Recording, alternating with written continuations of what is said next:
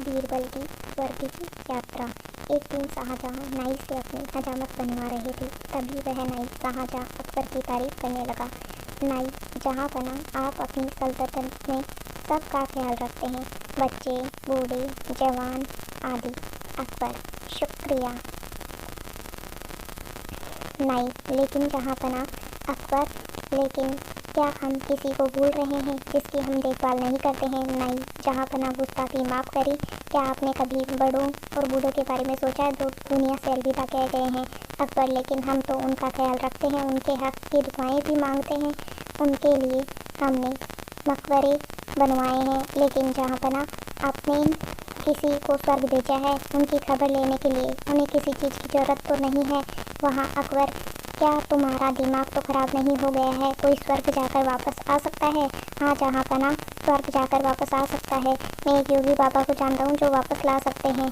वज़ीर अब्दुल उनके भक्त हैं, आप कहें तो मैं उन्हें बुलवा दूँ जो योगी को बुलवा दे। अकबर: ठीक है, कल वज़ीर अब्दुल से कहकर उन्हें योगी को बुलवाओ जो स्वर्ग भेजकर वापस ला सकते हैं। जी जहाँपना, वह दरबार के बाहर खड़े हैं, आपकी इजाज़त हो तो मैं उन्हें अंदर बुलाऊं? जी, वज़ीर को अंदर बुलाया जाए। योगीराज अलख निरंजन मेरा नाम है। अकबर: क्या हमने सुना है कि आप किसी को स्वर्ग भेजकर वापस ला सकते हैं? जी महाराज, सत्य है, मैं किसी को स्वर्ग भेजकर वापस ला सकता हूँ। अकबर: तो हमें अपने पूर्वजों के बारे में जानना है, तो किसी को स्वर्ग भेजना है तो आप किसी भरोसेमंद इंसान को भेज सकते हैं। वज़ीर: जी जहाँपना, आपका भरोसेमंद इंसान बीरबल है, उन्हें आप भेज दीजिए। बीरबल से ज़्यादा भरोसेमंद आपका कौन हो सकता है? अकबर: बीरबल, क्या आप हमारे लिए स्वर्ग जाएंगे? बीरबल: जी महाराज, जी जहाँपना, मैं स्वर्ग जाने के लिए तैयार हूँ, लेकिन उससे पहले मैं निरंजन पापा से कुछ पूछना चाहता हूँ। ये यात्रा कितने दिन की है? योगीराज: इस यात्रा में कम से कम 2 महीने का समय लगेगा। अगर तुम स्वर्ग से सुख के मोह में न फंसो तो बीरबल: योगी जी, आप मुझे स्वर्ग कैसे भेजेंगे? योगी जी, मैं एक पवित्र आग जलाऊंगा, उसमें तुम्हें प्रवेश करना होगा।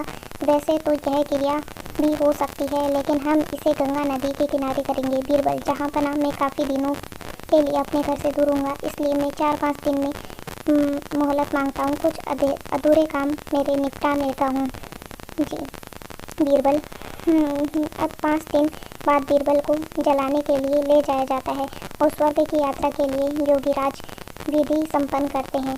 वह एक चिंता पर फूल और कुछ सामग्रियाँ डालते हैं और बीरबल के माथे पर तिलक करते हैं।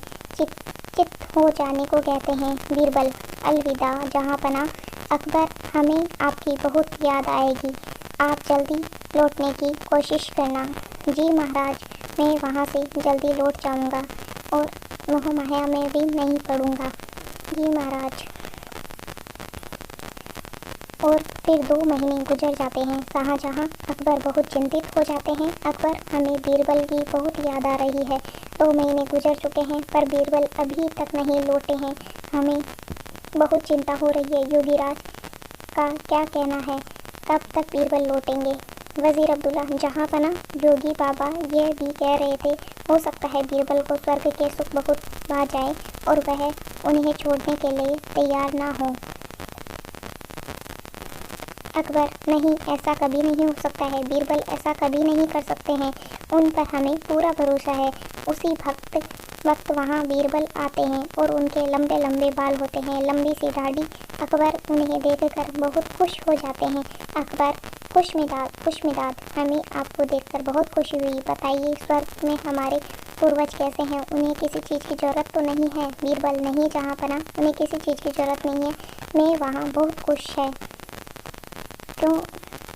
बीरबल: जहाँपना, मेरे ही नहीं, वहाँ सभी पूर्वजों के भी बड़े लंबे बाल हो रखे हैं, वहाँ कोई नाई नहीं है बाल काटने के लिए, इसलिए उन सभी के यहाँ पर जो नाई है उसे बुलाने के लिए कहा है ताकि वो सबके बाल काट सके।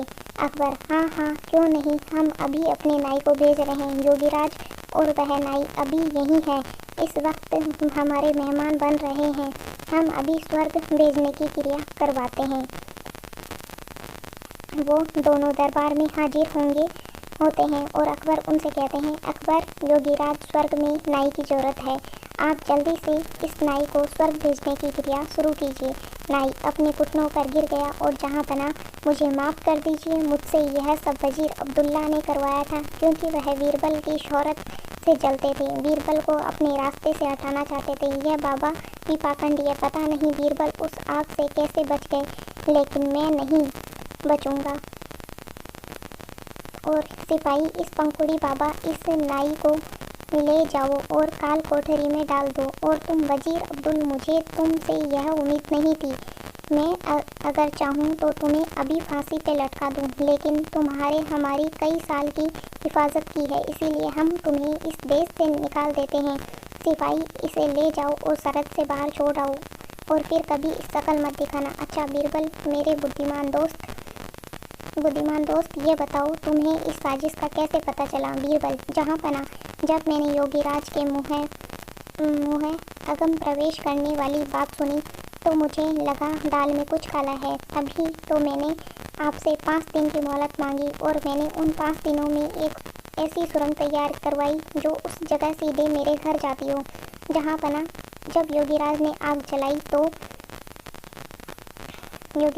जलाई तो मैं उस सुरंग के दरवाजे को खोल कर उसमें घर पहुंच गया। जहाँ पना, इस तरह से मैं वहां से बच निकला और मैं चाहता था कि यह लोग अपना गुनाह खुद कबूल करें, इसीलिए मैंने 2 महीने अपने बाल नहीं कटवाए, क्योंकि मैं यह भी जानता था कि इन तीनों में सबसे कमज़ोर कड़ी नाई है। अकबर, वाह बीरबल वाह, एक तुम ही हो जो ऐसा कर सकते हो।